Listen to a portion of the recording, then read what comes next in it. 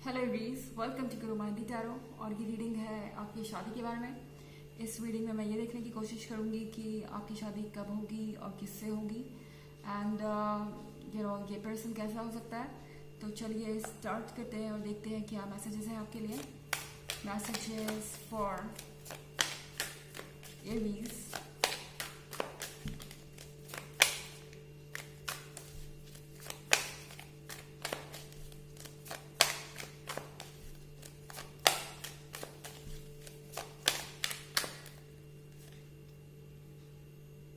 Eight of Cups,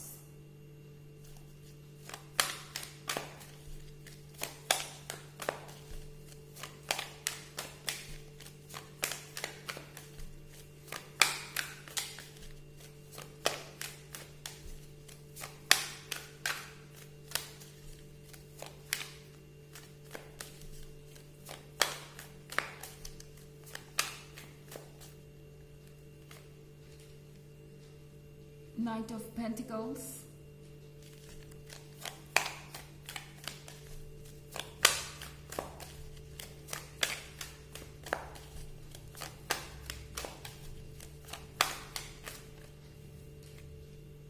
the Emperor,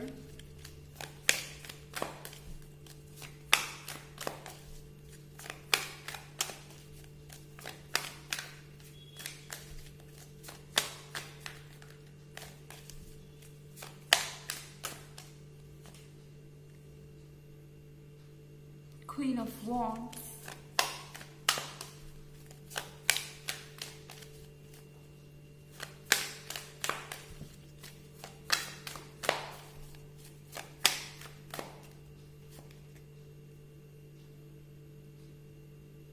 and Death। तो हमारे पास the emperor का कार्ड है। द एम्परर के कार्ड के साथ चीज़ें थोड़ी आपके लिए कॉम्प्लिकेटेड हो सकती है। एरीज, ऐसा लग रहा है कि आप एक रिलेशनशिप में हैं और ये पर्सन बिल्कुल भी आपके अकॉर्डिंग एक्ट नहीं कर रहा है। आप जो एक्सपेक्ट कर रहे थे ये बिल्कुल ही उनसे उल्टा जा रहे हैं। क्वीन ऑफ वॉन्ड्स के साथ आप कॉन्फिडेंट हैं, आप चार्मिंग हैं, आप ग्लैमरस हैं और आप अट्रैक्टिव हैं, सेडक्टिव हैं। तो यहाँ पे ऐसा कुछ नहीं है जो ये पर्सन कुछ और ज़्यादा मांग नहीं सकता और आपसे ज़्यादा परफेक्शन उन्हें कहीं और नहीं मिलेगी। उन्हें पता है कि आप बोल्ड हैं, अपने डिसीजंस ले सकते हैं और लेते भी हैं। उन्हें लगता है कि आपको कंट्रोल करना थोड़ा मुश्किल है, इसीलिए शायद ये पर्सन हेजिटेट कर रहा है, क्योंकि एम्पायर के साथ इस पर्सन को आदत है चीज़ों को कंट्रोल करने की। उन्हें ऐसा लगता है कि आपको कुछ एडजस्टमेंट्स करने चाहिए और अगर आप नहीं कर पा रहे हैं तो आपसे ऐसा करवाया जा सकता है अगर कुछ दिनों के लिए साइलेंट हो जाया जाए या कुछ वेट करवाया जाए आपसे। तो द एम्परर यहाँ बैठ के बस वॉच कर रहा है कि आगे क्या होता है। उन्हें उम्मीद है कि आप उन्हें अप्रोच करेंगे या अपनी लाइफ में वो चेंजेस लाएंगे जो आपसे वो उम्मीद कर रहे हैं और फिर चीज़ें अच्छी हो जाएंगी।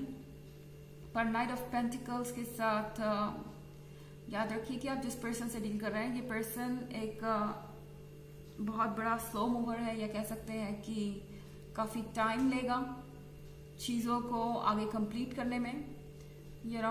आपको ऐसा लगेगा हमेशा कि बस आपकी इच्छाएं पूरी हो ही गई, आप उस फेज में आ ही गए जब आप अगला स्टेप लेने के लिए तैयार हैं। पर ये पर्सन फिर भी आपको कमिटमेंट देने से हेजिटेट करेगा। आप जिससे डील कर रहे हैं ये पर्सन आपको कमिटमेंट देगा, लेकिन इसमें कुछ वक्त और ज़रूर लगेगा। और यहाँ पे एट ऑफ कप्स के साथ एरीज, यूनिवर्स एक चॉइस भी दे रहा है आपको। वैसे ये रीडिंग इस बारे में नहीं है कि आपको क्या करना चाहिए क्या नहीं, ये रीडिंग है इस बारे में कि आपकी शादी किससे होगी और कब होगी। इस पर्सन से डेफिनेटली आपकी शादी हो सकती है क्योंकि ये पेंटिकल लेके यहाँ खड़े हैं, पर इसमें आपको बहुत सारे कॉम्प्रोमाइजेस करने पड़ सकते हैं। एट ऑफ कप्स के साथ आपका इंतजार काफी लंबा हो सकता है। तो यहाँ पे एक डेथ का कार्ड है। यूनिवर्स आपको यहाँ पे एक फ्री विल दे रहा है। आप चाहें तो किसी एक चीज को खत्म कर सकते हैं। I mean, या तो इस रिलेशनशिप से आप बाहर आ जाए अगर आप अनकंफर्टेबल हैं, या फिर इस पर्सन को क्लियरली बता दें कि आप क्या फील कर रहे हैं। ओके, यहाँ पे लैक ऑफ कम्युनिकेशन है। शायद आप अपने मन की बात इस पर्सन से क्लियरली कह नहीं रहे कि आप क्या फील कर रहे हैं, कितना ज़्यादा स्ट्रगल कर रहे हैं और कितने मुश्किलें आ रही हैं आपके जीवन में उनके वजह से, उनके इस रवैये की वजह से। तो चीज़ें यहाँ पे काफ़ी डिफ़िकल्ट हो सकती हैं आपके लिए। तो यहाँ पे टारट आपसे कह रहा है कि चॉइस आपकी है, पर अब आपको खुल के बातें करनी चाहिए, बोलना चाहिए। ओके, हालांकि एक जनरल रीडिंग है तो ये सबसे रेजोनेट नहीं करेगी, एनर्जी रिवर्स भी हो सकती है अगर आप क्रॉस वॉचर हैं। इसके अलावा अगर आप पिछले वीक की रीडिंग या ईयरली रीडिंग देखना चाहें तो उसका लिंक आपको डिस्क्रिप्शन बॉक्स में मिल जाएगा हमेशा की तरह। चलिए आगे बढ़ते हैं।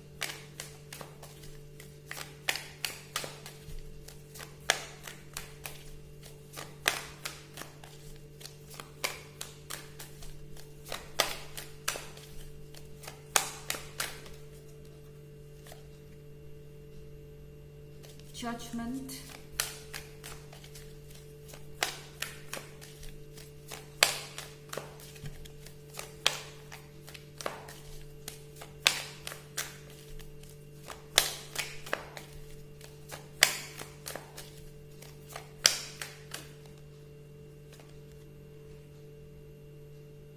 Four of Pentacles,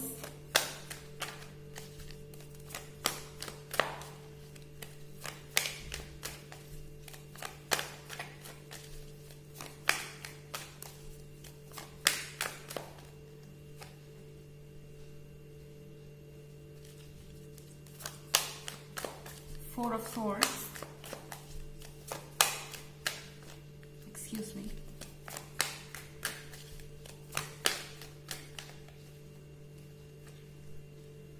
Princess of Cups,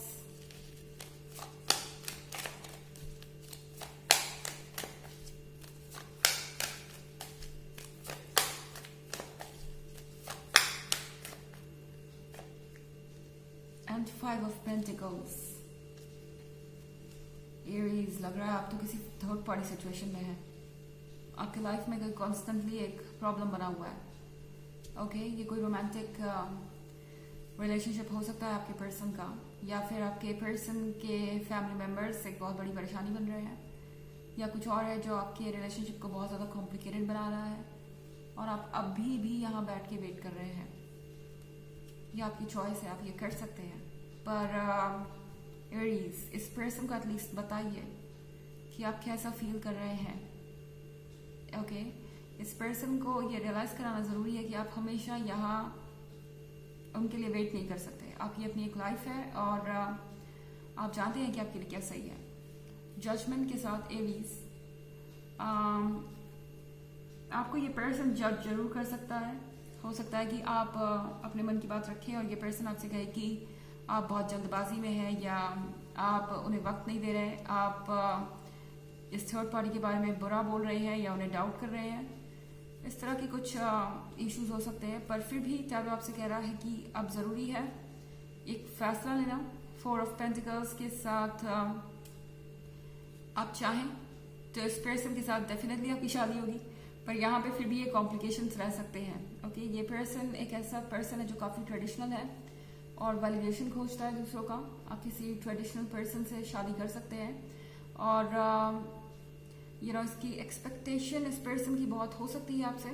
four of swords के साथ आपको एक पॉइंट पे ऐसा भी लग सकता है कि आप बहुत अकेले पड़ गए हैं। ये रीडिंग काफ़ी कॉम्प्लिकेटेड है। मैं ये सोच के रीडिंग कर रही थी कि आपकी शादी किससे होगी, ये तो पता चल गया कि किससे होगी, पर यहाँ पे एक ट्विस्ट भी है, वो ये कि आप चाहें तो ये कंट्रोल कर सकते हैं कि आपकी शादी किससे होगी। ओके, यूनिवर्स आपसे कह रहा है कि अगर आपको यही चाहिए तो आपको यही मिलेगा, यही पर्सन मिलेगा, लेकिन आपको सोचने की ज़रूरत है। और फोर ऑफ स्वॉर्ड्स के साथ हो सकता है कि बाद में आप अपने फैसले से नाखुश हों।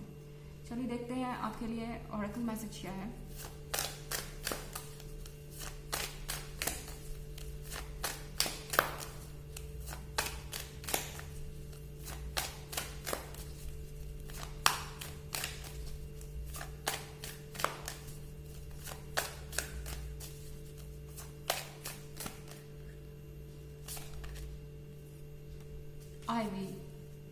आईवी के साथ ये वक्त है कुछ नया शुरू करने का।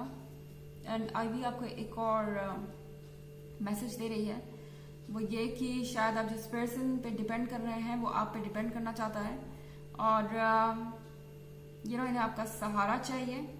तो कहीं ना कहीं आपको ये सोचना होगा कि क्या ये रिलेशनशिप आपके लिए बर्डन बन जाएगा।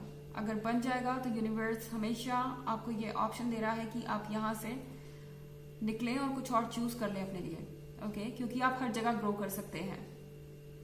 तो ये है रीडिंग सितंबर की, आई मीन नॉट सितंबर, कि आपकी शादी किससे होगी और कब होगी। आई होप आपको अच्छी लगी होगी। Thanks for watching, till next video, bye.